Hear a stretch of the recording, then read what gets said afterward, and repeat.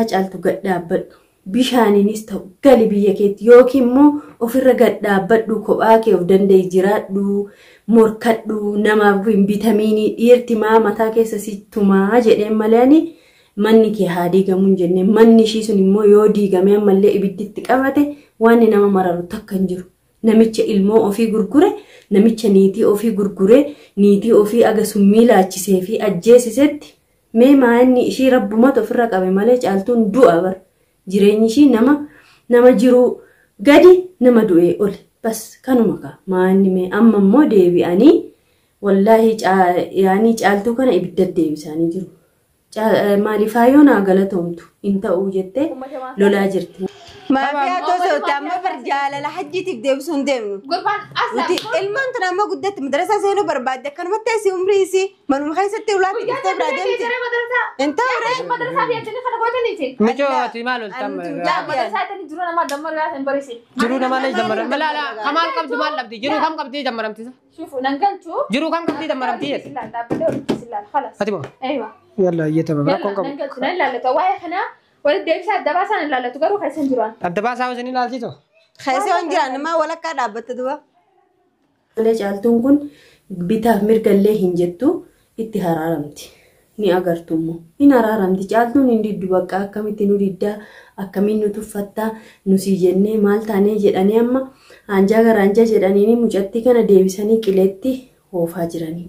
أني أوسو أكاكيا أجا حجتي ديبتي هارامتي جنا achiisa faana gubattu of ajjeefteetuma addunyaa kanarraa dhabamuu shiidha wayye jedha maaliif iyyuu nama shiidhaan taan daa'ima miilatti hidhatee kun hojjetii isaan ol baase daa'ima miila hidhateenni onlaayiniin dhalaa 70 janajjanuu malee daa'ima isaatiif maal godha waggaa tokkoon guutuu be mucattii gurguratee namicha dararaa ture barin hajjiin maali hajjii waa haara isin hin beektanii daa'imaan abbaadhaan tolti daa'imti maal godheef meeqiima abbaa maal godheef waan abbaan haa ilmoo godhu maal godheef gurguratee birriitti jijjiirratee kaanikaa waliif fidee beera meeqam daa'ima duudaa isaatti taphachiise ammallee immoo deebiftanii mucattii kana ibiddatti galchuuf deemtanii garuu rabbiin kan hojii keessanii isinii kenna jechuudha maaliifuu namni kun osoo nama bultiin isaanii bareedaa bultiin isaanii kan namni irraa baratee yookiin immoo bultii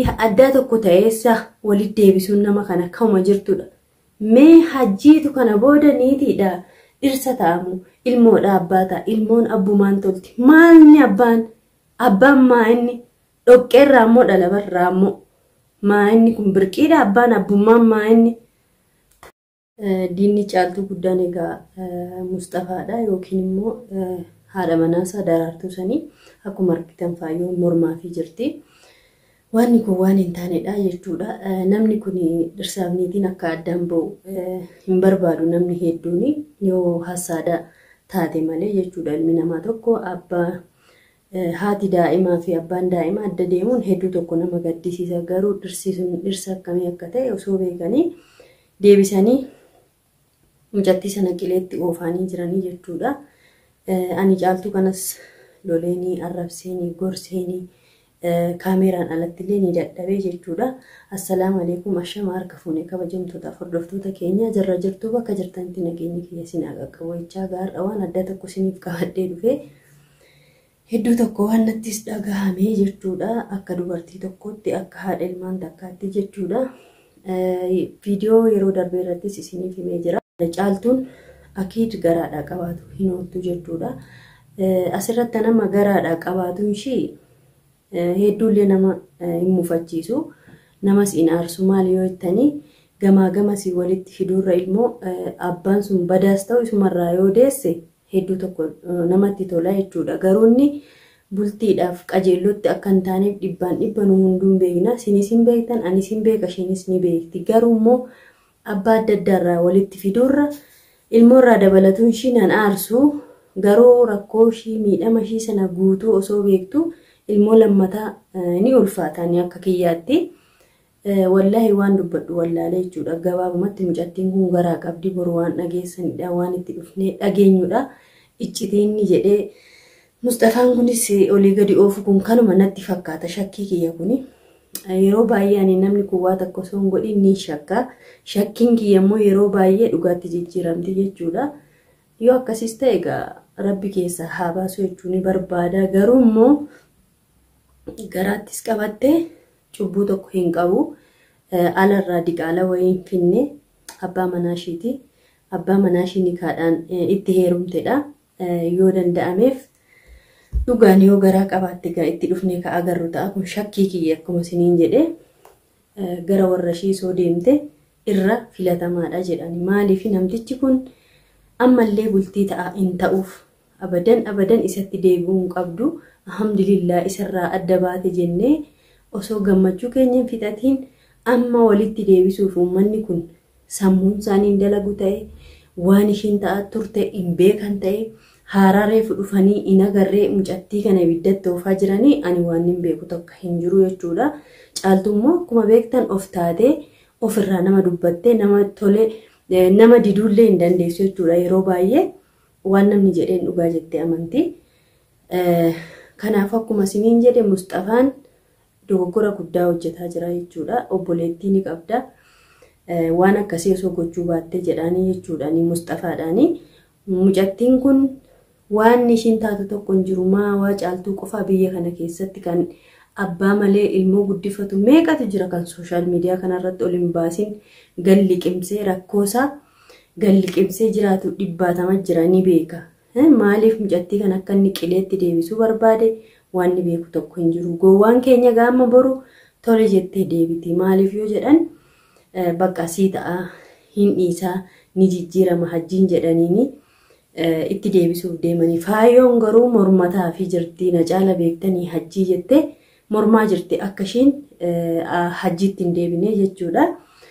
An akkana si'achi ilaalee argetti Mustafaan daraartuurraa sodaatee dafee hajjii fi caaltuu walitti deebisuuf deema jechuudha. Shakkii waan jaartii isaarraa qabuuf maaliif iyyuu akkanumaan dhamaa malee Mustafaan illee hajjiin jaarsa qabaattee hin qabaanne addaanuu osoo nu guuttennee yaadu jirra jechuudha. Hadhammoo mana eenyu jirra kobeeta mana caaltu jirra. Daraartuu fi faayoon qunni tooftaa kana fayyadamee daraartuurraa fageessuuf hajjiin dhalaa 1000 fida.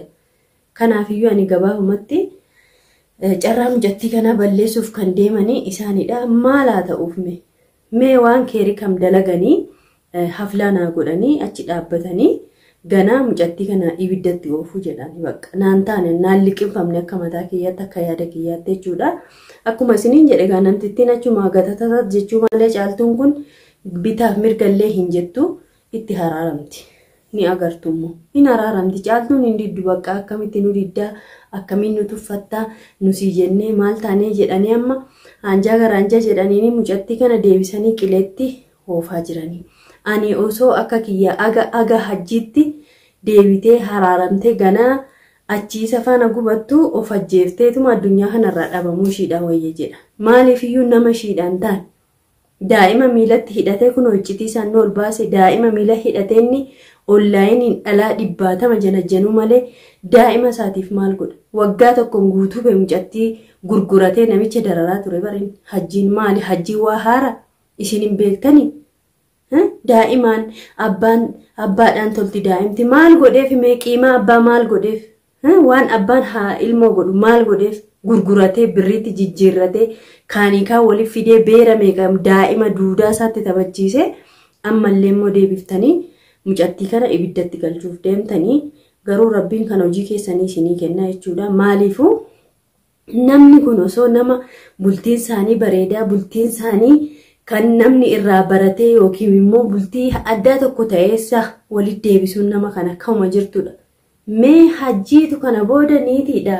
Dhirsa ta'amu ilmoodha abbaa ta'a ilmoon abbumaan tolti maalni abbaan maa inni dhoqqeerraa immoo dhalabarraa immoo maa inni kun birqiidha abbaan abbummaan maa inni nama keenya kana akkatti yaaddan ani hin beeku durallee waa hunda soon dubbadhuu dhiisi Hordoftoonni keenya illee ni jirtan takka takka dhiisin dubbatiin cubbuudha maalidha caaltuun miskiina yeroo monte ishee arrabsita ani ishii jedheen ishee arrabsaa ture kunoo kan itti dhufu waan beekuuf ishii gorsee ishee arrabsaa ture garuu immoo ani kaameeraan alallee yaa caaltu gad dhaabbadhu bishaaniinis ta'u gali biyya keetti yookiin immoo ofirra gad dhaabbadhu kophaa kee of danda'e jiraadhu morkadhu namaaf vitamiinii dhiirti mataa keessa situmaa jedheen malee manni kee haa diigamu hin jenne manni ishii sun immoo yoo diigame ammallee ibidditti qabate waan nama mararu takka hin jiru namicha ilmoo ofii gurgure namicha niitii ofii gurgure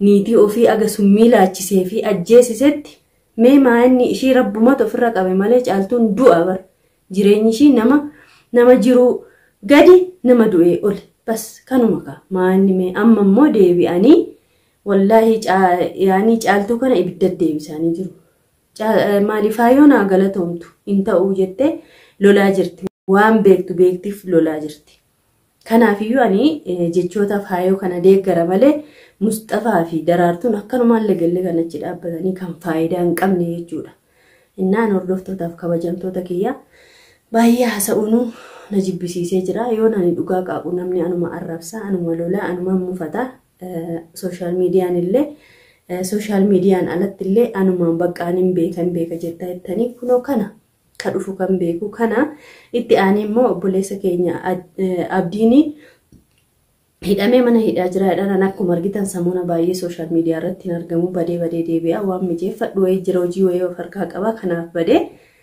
hidhamee jedhanii gaharra kunoo lakkoofsa kiyya soqaa jiranii ani abdii kana ittime nama kamii olitti gorseenii yaa abdii beeruma kanarraa fagaadhu nagaa argatta gad dhaabbadhu quraana qara'adhu mana keetti waan ani siin jedhu guutuu godhadhu nama nagaatti deebita beeruma ofirraa fageessisu yaani zaalikuma kana haa qabsiifnu jedhee karadhee dadhabee anaanuu dhiisi namoota warra hidhaa jiran kanaan waliin ga'innaan jedhee agammaa hiisisee alhamdulillah raaharra jira maal abbaa isaanii na godhu nama sodaadhamee ilaala jedhee kana guutuu gorsee jecha kiyya kana guutuu tuffatee har'ammoo waan koo bira naa dhaqa waan koo naa soqaa jedha anammallee nama kamittuu garaa jabaatu hin danda'u mucattiin viidiyoo gadhiifte sun mana kiyya yoo dhufuu barbaadde bakka sii wazzafaa Facebook kiyyaan na dubbisan ragama kiyya asirratti barreessuu hin danda'u Facebook kiyya waan koshoo jettee yoo barreeffatte na argatta achi wal qunnamna bakka mana kiyya akka dhuftu taaksisiin ergaa bakka abdiin itti hidhame akka nageessituuf jechaadha ni ilaalame waan jiru yoo danda'e ni yaala baasu yoo dadhabe immoo garabbiin isa haa baasu malee umaa gochuu hin danda'u jechuudha na sagalee isaa immoo asirratti baasuun dogoggoradha maaliifiyyuu ni sagaleen kiyya akka olin baane akka hajjiin illee dhageenye jedhee hajjiin diina isaati dhugaadha asumaanis immoo caaltuun illee hollaa isaati gabbaatee waama abdii kana dubbataa hin jirtu hiriyoonni isaas hedduudha gabbaanii waama abdii kana dubbataa hin jiranii mucaan kun akkuma argitan magaalaa kana keessa mana nama tokko dhabamee haflaa nama tokko keessaa dhabamee hin beeku social media irratti osoo hin ta'in miidiyaan alattiyyuu nama daheef nama dhukkubsateef bakka duuni jiru abdiin hinaafu garuu immoo namni keenya akka wanti tokko hin uumamne namni tokko waan sawa namni dubbatu takka illee hin jiru jechuudha umaa miti ka jazaan rabbuu marraayyii oddoo namni hin dhaabbatin yaa abdii jedhe sana soo dhaabbatuu dhiisee kabajaa argata ture mucaan kun gara laafummaa fi gowwummaa isaatti waa hedduudhaan miidhamee jira namtittiin anasti baasa jette gara buutillee hin beekamtu jechuudha zaalikaan suni kanas ta'e sana akkuma ta'e taanee baasuu yaalla mucattii kana namni beektan illee sheer godhaa biraan naaf gaha Facebook kiyyaan akka isheen na qunnamtu jedha yoommoo gowwittiin kiyya sunis naa kaafte haala mucattiittiin argadhu ni mijeessa jechuudha caaltuunis nutti boontii ana kana mititi abdii waame qashifaana ta'e shifaana tumame shifaana beela sanaa yaadanne yoo bilbilana irraa kaasti ta'e abdii cinaa dhaabbachuu ni yaala ijoolleen hedduun Dubaay irraa Suudii irraa bakka garaagaraa irraa na bilbilaa jiranii jechuudha sagalee meeqanaa kaanii abdiin akkas ta'e jettanii hayyaan isiniif ni hajajamaa rakkoon takka illee jiru komantii abdii jala seenee akkan dubbisee argetti ijoolleen baay'ee waan koo akkaataa itti argattu jettanii barreessaa fi jirtanii galatoomaa isiniin jedha. Ani akkuma gaa yeroo baay'ee isiniin jedhu koomentii namaa ni ilaala. Maaliifuu waan na fayyadus argachuu ni danda'a. Miidhaas qabaatuu danda'a. Waan fedhes tokko koomentii namaa ilaaluun nama fayyada isiniin jechuu barbaada. Hordoftootaaf kabajamtoota kiyya du'aama godha waan hundaafuu. Nama arrabsuus dadhabne nama gorsuus dadhabne rabbiin karaa qajeelarra haa oofuu isiniin jechuu barbaada. Uummata keenya simataa wal qollofee sammuu wal dhoowwee wal dhiphisu kana rabbi sammuu isaaniitti haa deebisu jedha du'aama godha isiniin jechuu barbaada. Abdiin immoo balleessaa guddaa kan isaa ta'us akka miidhamu namni fedhu tokko hin jiru. Akka itti aarutti akka arrabsinutti akka lolluunitti baga isatti jedheetumani aareeyyoo ofirra deebi'ee immoo garaa jabaatu hin danda'u. Haalan ittiin isa baasuu danda'u ni ilaala. Mucattii faana wal qunnamee waan ishiin naan jettus ni ilaala. Ani egaa mucattii sanas hin beeku. Mee ilaalla bakka dhuftees rabbuma beeka. Kanaafiyyuu viidiyoon kiyyaarraa kana fakkaata. Yaada keessan koomentiin naa barreessaa. Galatooma jiraadhaa. Bakka jirtanitti nageenya kiyya sinaa qaqqabu yoon sin mufachiises na of kalcha isiniin jechuu barbaada. Salaamu alaikum.